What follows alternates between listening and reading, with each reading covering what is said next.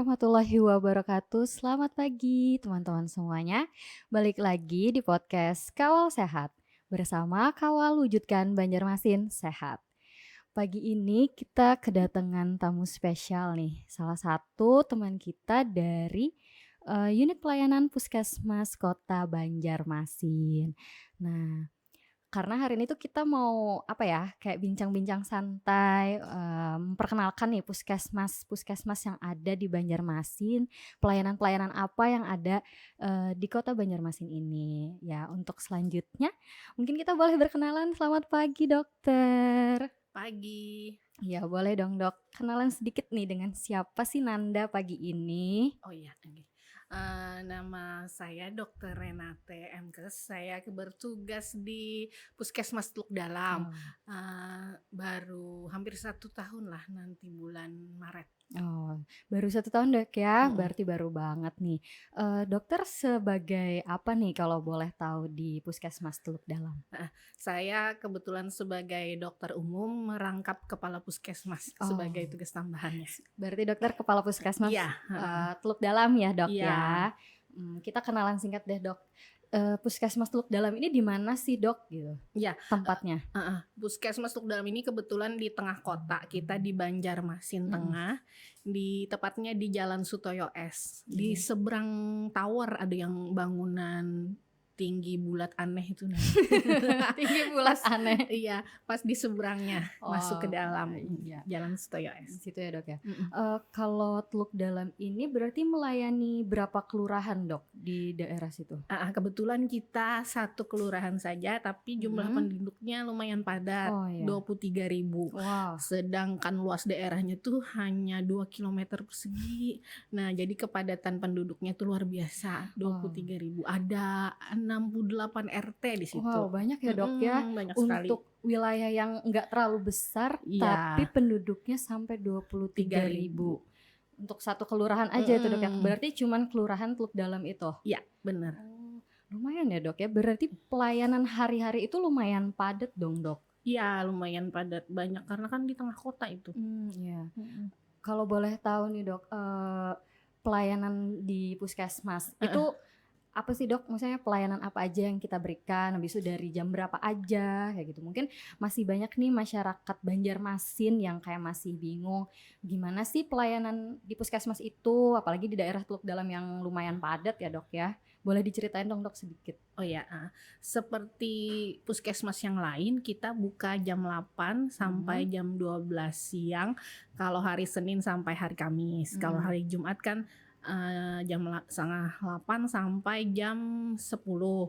Kalau hari Sabtu buka dari jam 8 sampai jam 11.30. Tapi kalau ada pasien-pasien misalnya kecelakaan, diare, kejang, itu datang jam berapapun dilayani. Maksudnya masih di jam kerja kita dari jam 8 sampai jam 3. Nah, itu dilayani.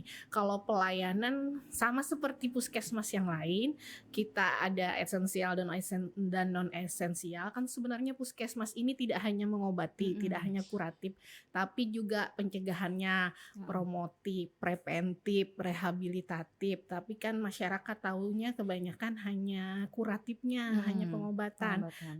Karena pada dasarnya kan puskesmas ini lebih ke promotif dan preventif, pencegahan. Jadi kita yang utama kan sebenarnya ada esensialnya kayak promosi kesehatan, kemudian kesehatan lingkungan, kemudian pencegahan penyakit menular dan tidak menular, kemudian pelayanan kesehatan ibu hamil, itu pencegahan juga, pencegahan apabila melahirkannya beresiko. Kalau yang diketahui masyarakat umum kan pengobatan. Nah, itu memang ada, kita kayak biasa memang puskesmas tempat berobat, pengobatan umum, lansia, anak-anak, balita, bayi, semuanya pengobatan. Kemudian biasanya merupakan tempat pelayanan kesehatan tingkat pertama. Jadi misalnya ada yang perlu rujukan bisa lewat puskesmas gitu kan. Misalnya puskesmas tidak sanggup untuk alat-alat atau kompetensinya belum, kan di puskesmas hanya ada dokter umum, Iya, iya, benar. tidak Belum ada ada dokter spesialis. spesialis, iya. Jadi misalnya kompetensi kami sebagai dokter umum belum bisa mengobati, jadi akan kami rujuk ke tingkat yang lebih tinggi, pasien kes yang lebih tinggi. Mungkin itu kalau secara umum pelayanan di umum puskesmas. ya. Dan jangan lupa vaksinasi juga kan di Oh iya, puskesmas. masih ya Dok ya, masih Iya. berjalan ya untuk Iya. vaksinasi ya. Apalagi ini kan baru ada kebijakan baru, kalau sudah ada booster kedua boleh untuk 18 tahun ke atas. 18 tahun ke atas sudah bisa ya Dok ya. Sudah bisa. Apa vaksinasi ini udah mulai berjalan kah Dok yang vaksinasi booster 2 ini atau masih menunggu? Iya, sebenarnya sudah ada edarannya kan, baik dari Kemenkes maupun dari Dinas Kesehatan Kota Banjarmasin. Sepengetahuan saya vaksinnya sudah tersedia, Pfizer dan Sinovac. Namun yang belum ini aplikasinya. Aplikasinya. Jadi sertifikatnya masih belum keluar. Divaksin bisa, tapi sertifikatnya belum bisa. gitu. Oh, berarti ada sedikit perbedaan ya Dok ya untuk vaksin yang booster 2 ini. Iya. Nah itu Dok yang tadi dokter bilang tuh, masyarakat kan cuma tahu tentang pengobatan di puskesmas, sedangkan di puskesmas itu banyak program-program lain, salah satunya tadi seperti promosi kesehatan dan pencegahan penyakit menular. Itu gimana tuh Dok kalau dari puskesmas tuh dalam melakukan program itu? Jadi kalau banyak sih promosi kesehatan kan, kalau biasa kita penyuluhan ini ke masyarakat atau ke sekolah atau ke tempat-tempat umum lainnya. Pencegahan kan banyak bentuknya, selain penyuluhan, screening juga. Kan kita ada posyandu remaja, ada posyandu lansia, ada posyandu buat bayi balita. Jadi itu sebenarnya tujuannya untuk screening. Ada juga posbindu. Posbindu itu khusus untuk penyakit tidak menular. Jadi pada prinsipnya setiap masyarakat harus diukur tekanan darahnya setahun sekali dan diukur gula darahnya setahun sekali supaya tahu apakah seseorang itu screeningannya darah tinggi kah atau seseorang itu kencing manis kah. Nah jadi kan masyarakat ini sering tidak tahu, kadang-kadang merasa kadang mau karena ada penyakitnya. Takut ya Dok ya. Padahal kan penting kita mengetahui screening penyakit sebelum itu menjadi parah, benar. Kan lebih mudah diobati. Jadi itu sebenarnya puskesmas ini lebih ke preventifnya. Dengan cara tadi screening, dengan cara promotif penyuluhan. Tapi kami lebih banyak itu keluar, misalnya kalau di dalam kan lebih banyak bentuknya pengobatan, kalau kita keluar lebih banyak itu penyuluhan, screening. Jadi puskesmas tidak hanya bekerja di dalam gedung tetapi di luar gedung juga. Jadi mencapai masyarakat sampai ke rumah-rumah, ke sekolah. Saya baru dengar ya Dok, ada posyandu remaja tadi ya. Itu ngapain tuh Dok? Kan kalau posyandu bayi kan biasa timbang bayi, ngukur ukuran badan bayi. Kalau posyandu remaja itu apa ya Dok ya? Boleh dijelasin sedikit nggak Dok? Ya, kalau posyandu remaja ini ya kita kan mendatangi remaja, terutama remaja-remaja yang tidak sekolah, yang tidak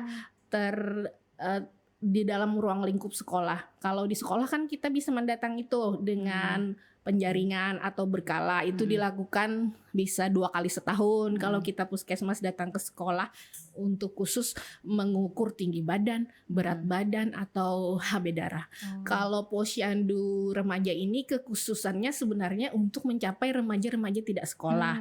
Tapi untuk yang remaja sekolah boleh juga, karena di sini kan lebih sering sebulan sekali dilaksanakan kan.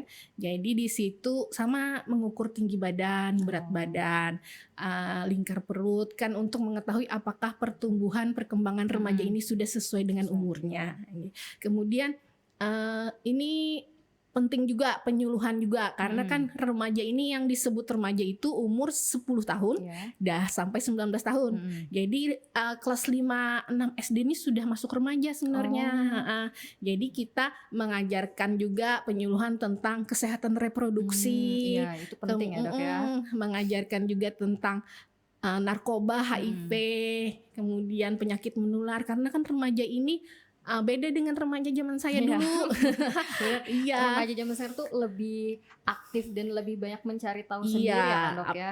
Apalagi kan ada gadget. Jadi lebih mudah terpapar hal-hal yang kurang baik, walaupun banyak juga yang baik. kalau menurut saya remaja sekarang ini lebih sulit, lebih banyak hal-hal yang buruk yang bisa mempengaruhi remaja. Iya. Kalau zaman kita dulu kan paling dari televisi, Iya. radio, nah nggak ada yang jarang dari gadget. Jadi hal-hal yang negatif itu mudah masuk ke remaja. Jadi merupakan kewajiban puskesmas juga untuk menjelaskan lebih dini apa itu kesehatan reproduksi, apa itu penyakit menular seksual, lebih menjelaskan dari segi medisnya. Iya. Tidak misalnya kalau remaja kan takutnya melihat film-film porno Iya. atau bagaimana, kan kita lebih menjelaskan bahwa ini alat reproduksi punya kamu, Iya. ini alat reproduksi punya lawan jenis kamu, Iya. jadi kamu harus tahu gitu. Itu maksudnya kalau posyandu remaja, supaya mencegah remaja mengetahui hal-hal yang tidak baik, istilahnya mengetahui hal yang baik dulu, yang Iya. benar. Itu maksudnya. Bener sih dok, soalnya kalau zaman sekarang ini harus lebih mengawasi ke remaja-remaja Iya. zaman sekarang kan dok ya, soalnya salah-salah nanti terjadi yang enggak gitu kan dok Iya. ya. Boleh tahu juga dong dok, apa sih visi misi dari Puskesmas Teluk Dalam? Tahu Oke. nggak, Dok? Kalau visi misi puskesmas ini sih kurang lebih sama lah, sama dengan puskesmas yang lain. Yang pasti kita adalah bagian dari pemerintah daerah Kota Banjarmasin dan bagian dari Dinas Kesehatan Kota Banjarmasin. Jadi visi puskesmas mengacu kepada Dinas Kesehatan Kota Banjarmasin yang merupakan visi Kota Banjarmasin. Jadi visi puskesmas Banjarmasin Teluk Dalam mewujudkan pelayanan kesehatan yang berkualitas menuju masyarakat Banjarmasin sehat, mandiri dan berkeadilan. Itu visi puskesmas kita. Sedangkan misinya yang pertama mendorong perilaku sehat masyarakat di wilayah kerja kami, perilaku yang sehat. Kemudian pelayanan kesehatan yang bermutu, merata, terjangkau dan berkeadilan. Kemudian yang ketiga mewujudkan masyarakat yang aktif dalam lingkungan sehat. Kemudian membangun profesionalisme kami tenaga kesehatan untuk memberi pelayanan baik kepada individu, keluarga dan masyarakat. Itu misi Puskesmas Teluk Dalam. Ada ya dok ya, mulia banget gitu misi kita tuh demi melayani masyarakat dengan baik dan tetap terjaga kesehatannya dok ya. Iya.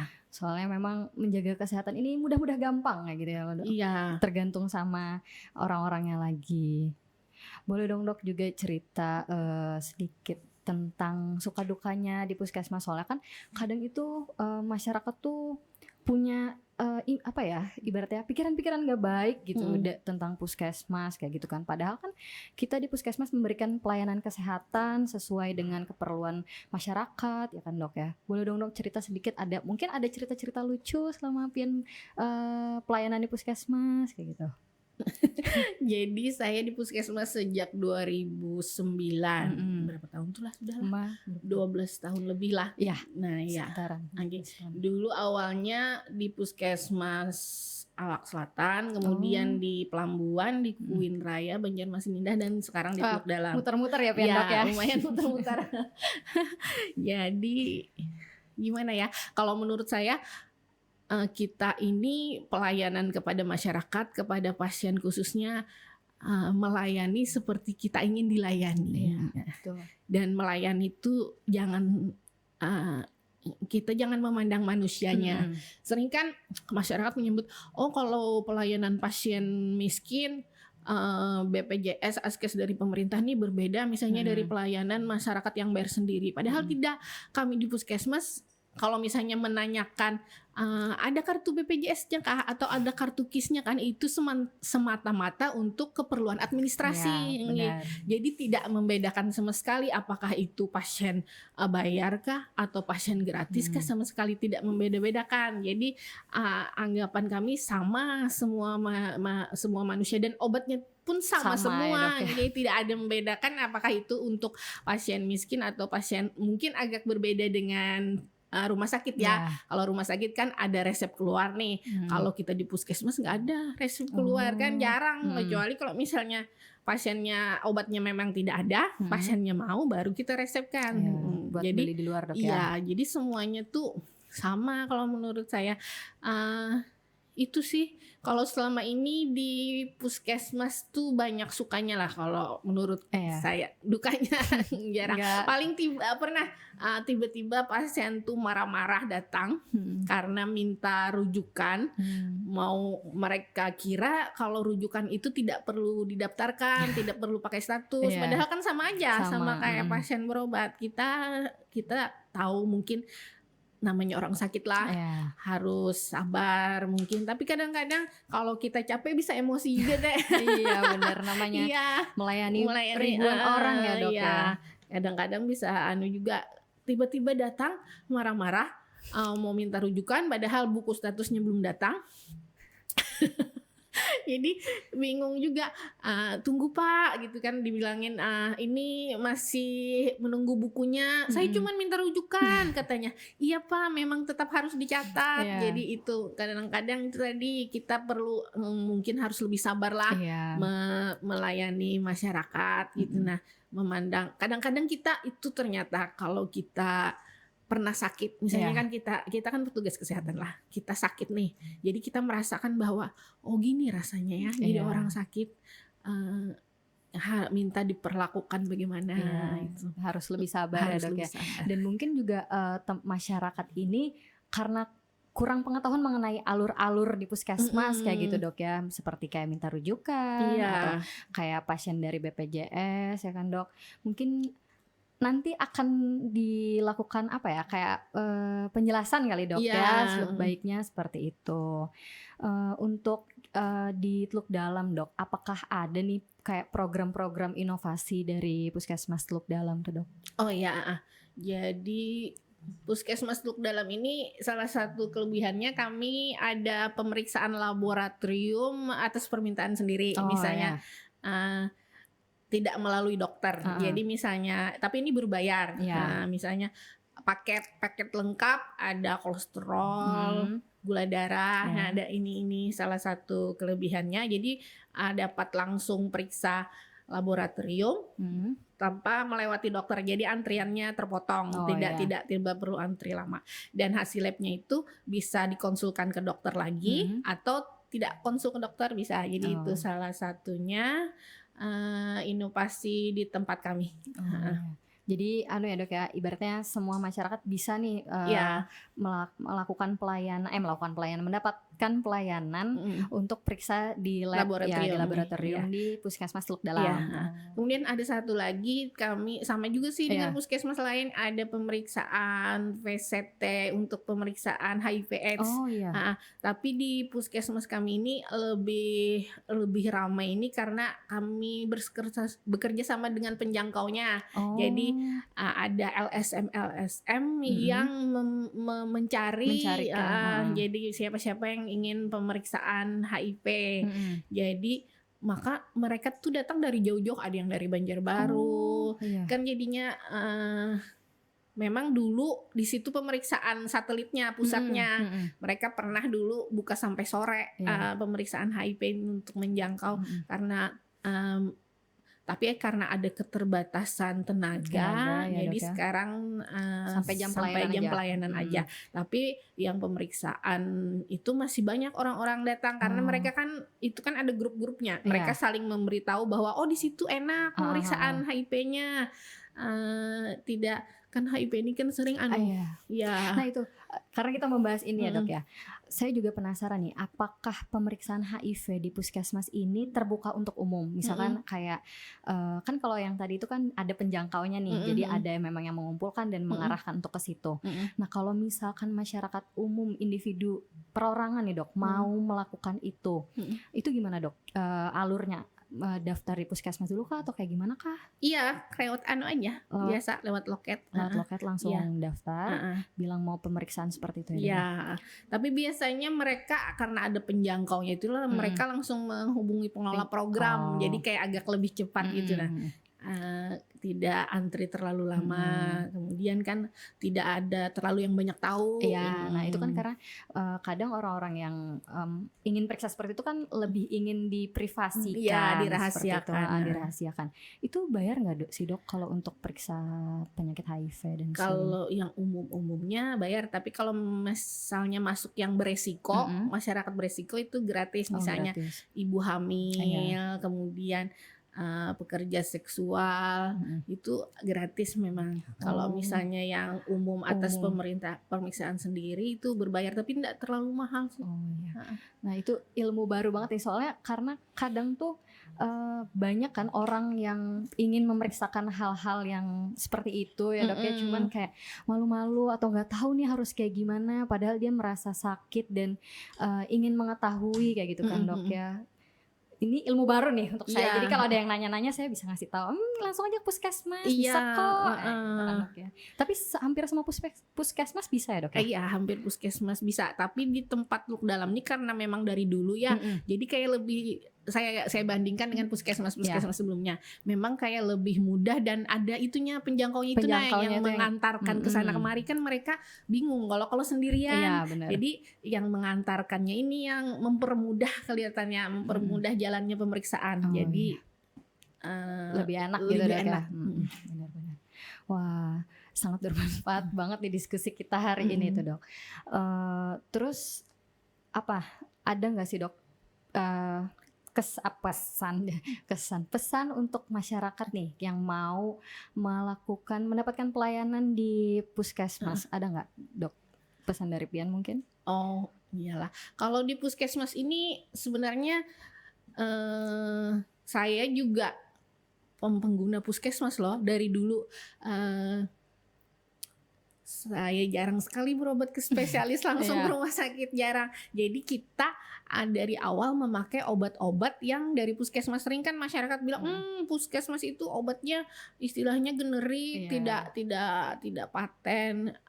Saya buktikan sendiri, saya menggunakan obat puskesmas. Kecuali dulu pas melahirkan kalau ke rumah sakit, kalau yang lain sehat-sehat dengan obat puskesmas saja.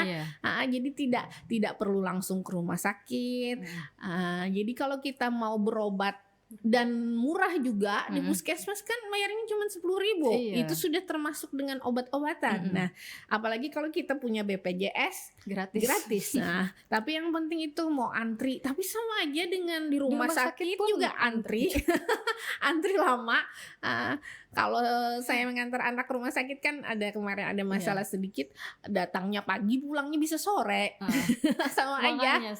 Iya. Jadi itu kalau ke rumah sakit itu kalau ke puskesmas itu ada pemeriksaan laboratorium, lumayan lengkap. Kalau misalnya kita anggota BPJS nih di Teluk Dalam misalnya, itu Anda punya hak untuk pemeriksaan laboratorium lengkap 2 kali setahun. Nah, apalagi punya gejala, misalnya gejalanya arahnya gula darah atau kolesterol, itu lengkap dan setahun 2 kali. Jadi kita screening penyakit itu memang dapat di puskesmas. Jadi misalnya kita tahu kita kolesterol, kita tahu kita kencing manis, langsung ketahuan dan langsung diobati. Nah itu. Dan salah satu lagi, masyarakat kita di Banjarmasin ini kan banyak yang hipertensi tuh. Bener. Nah, Kalsel kan dulu Rikesdas tahun berapa itu juaranya kan hipertensi nomor 1. Dan itu mungkin termasuk Banjarmasin. Nah, apabila kita peserta BPJS, kita berobat di puskesmas, kemudian misalnya dirujuk ke rumah sakit untuk peserta rujuk balik, itu kita bisa mendapatkan obat sekali sebulan, full untuk 1 bulan. Nah, jadi kan tidak perlu bolak-balik ke puskesmas atau ke rumah sakit. Itu caranya ke puskesmas dulu tuh, terus dirujuk dulu sekali ke rumah sakit, karena memang pengobatan rujuk balik itu harus dapatnya dari spesialis. Jadi kita maksudnya ke rumah sakit ini supaya dapat pengobatan 1 bulan. Nah, jadi dari rumah sakit akan memberikan rujukan PRB. Jadi itu resepnya nanti di puskesmas, yang resepin Oh. puskesmas tuh. Jadi penderita hipertensi, penderita kencing manis, penderita asma itu bisa dapat obat 1 bulan. Gratis tuh dok ya? Gratis, kan sudah dibayar sama BPJS. Ya saya juga sebenarnya kalau saya cuma sakit-sakit biasa kayak gitu saya lebih suka di puskesmas karena satu lebih dekat dari rumah, Iya. yang kedua pelayanannya langsung sat lebih cepat dibandingkan harus ke rumah sakit. Iya. Kecuali kalau memang kita perlu dokter spesialis Iya. misalkan yang memang tidak bisa ditangani dari puskesmas. Dan berapa kali juga saya meminta rujukan di puskesmas ya dok ya, itu terbilang cepat kayak gitu, nggak ada tuh yang kayak disusah-susahin lah, dilambat-lambatin. Karena kan saya banyak dengar masyarakat malas ke puskesmas itu karena dilambat-lambatin lah, dibilang kayak gitu, kayak susah lah administrasi. Padahal selama saya menjalankan mendapatkan pelayanan di puskesmas santai-santai aja dan cepet-cepet aja kayak gitu, lebih cepat daripada rumah sakit. Iya. Kayak gitu, ya.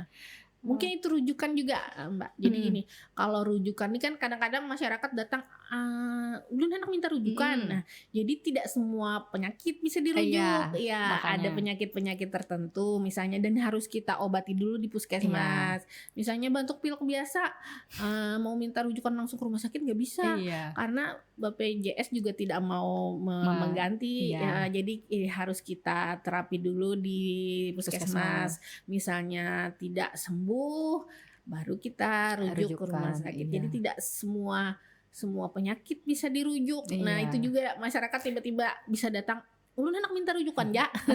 Itu. Ya padahal ada alurnya dok ya, dan memang harus diperiksa dulu sebenarnya juga dari puskesmasnya apakah ini perlu untuk dirujuk ke rumah sakit atau enggak gitu kan dok ya. Kayak tadi dok, hipertensi Banjarmasin termasuk yang paling tinggi ya dok ya untuk di Kalimantan Selatan. Apakah dokter ada nih tips and trik untuk masyarakat biar terhindar dari hipertensi yang sudah sekarang kan anak-anak seumuran saya pun sudah ada yang banyak hipertensi kan dok? Gimana tuh dok? Adakah tips-tipsnya? Jadi hipertensi ini kan hubungannya dengan pola hidup lah kebanyakan dan turunan juga. Secara genetik kalau orang tuanya pernah hipertensi maka anak-anaknya untuk kena hipertensi lebih tinggi kemungkinannya. Makanan juga kan, makanan kita sekarang beda dengan dulu. Banyak yang instan sekarang. Banyak lemaknya, banyak pengawetnya, banyak asin-asinnya. Nah, jadi itu pola hidup sebenarnya lah. Kan jarang nih anak-anak sekarang yang "Ma, aku hendak makan pecel aja." "Ma, aku hendak ayam goreng." Atau "Ma, aku hendak pizza." Nah, jadi dari makanan sih pola hidup, kemudian dari minuman juga, minuman bersoda. Jadi itu tadi harus pola hidup sih. Makanan kita jangan terlalu yang fast food, junk food. Nah, kita banyak makan sayur, banyak makan buah, kurangi yang asin, kurangi yang terlalu manis. Minuman juga kurangi yang bersoda-soda gitu. Nah, lebih banyak minum air putih. Jadi itu sebenarnya sih hipertensi yang paling penting kalau menurut saya itu di screening. Karena penyakit hipertensi ini sering tidak diketahui, tidak bergejala. Kalau istilah kita kan silent killer, pembunuh dalam selimut lah. Nah, gitu. Karena dari penelitian dari 10 orang masyarakat misalnya itu 3-nya pasti hipertensi tuh. Kebanyakan hipertensi. Tapi kalau sudah kena hipertensi, ayo kita cegah jangan sampai terjadi komplikasi. Itu yang penting kalau menurut saya. Karena pola hidup ini agak susah lah. Olahraga kan bagusnya, terus aktivitas fisik. Tapi itu masyarakat nih memang agak sayur buah kita masih rendah, kemudian merokok masih tinggi. Jadi kalau yang pertama caranya itu kalau sudah kena hipertensi, ayo minum obat. Nah, ayo batasi makanan-makanan yang asin, terlalu berlemak. Nah, itu yang paling penting kalau menurut saya berobat lah. Karena di masyarakat ini anggapannya kalau hipertensi ini dianggapnya kayak batuk pilek gitu. Nah, kalau sudah hilang keluhannya obatnya pada dimakan lagi. Nah, padahal itu kan kalau kita kena hipertensi, kencing manis, jantung, stroke itu vonisnya sudah minum obat seumur hidup. Minum obat seumur hidup. Kecuali kalau kita misalnya bisa mengatur hidup kita benar-benar, misalnya tidak makan gorengan lagi, makan berebus-berebus saja. Nah, stop makan gorengan. Iya. Mungkin bisa tanpa obat. Heeh. Tapi kalau kenyataannya kehidupan kita masih saja makan gorengan, nah itu harus minum obat lah. Karena banyak loh pasien-pasien kami yang hipertensi, terus tiba-tiba jadi gagal ginjal, terus tiba-tiba jadi stroke, jadi jantung. Itu karena pengobatannya tidak benar-benar, tidak setiap hari minum obat, lalu muncullah komplikasi yang lebih berat. Kasihan kan misalnya tulang punggung keluarga tiba-tiba kena stroke, tiba-tiba kena ginjal, itu kan berpengaruh kepada seluruh keluarga, berpengaruh kepada anak-anak, istri, tiba-tiba istri harus ikut mencari uang untuk menghidupi keluarga, misalnya yang sebelumnya hanya ibu rumah tangga karena suami tidak bekerja lagi karena sakit, kan itu sangat menyedihkan, sangat berpengaruh. Wah, berarti ternyata hipertensi itu adalah penyakit yang sebenarnya sangat-sangat beresiko ya dok ya. Tapi masyarakat kita di luar itu masih menganggapnya kayak antar juga hilang, kayak gitu dok ya. Padahal harus rutin mengonsumsi obat. Nah, wah sangat bermanfaat sekali ya teman-teman diskusi kita hari ini. Mulai dari mengenal di mana itu puskesmas Teluk Dalam, apa saja pelayanannya, apa aja yang ada di sana, kemudian alur pelayanan, minta rujukan, kemudian alur untuk tes laboratorium. Ternyata di puskesmas itu juga bisa loh tes laboratorium, enggak cuman di klinik-klinik aja, tapi di puskesmas juga bisa gitu. Kemudian kayak mengetahui juga mengenai hipertensi, ternyata penyakit yang sangat-sangat beresiko. Terima kasih ya dok ya sudah mau hadir di sini hari ini. Semoga ilmu kita, semua diskusi kita hari ini tuh bermanfaat untuk banyak orang. Amin. Sehat selalu ya dok ya. Sama-sama. Terima kasih. Oke teman-teman semuanya, terima kasih sudah menonton video hari ini. Sampai ketemu lagi di Kawal Sehat selanjutnya bersama Kawal wujudkan Banjarmasin sehat. Terima kasih.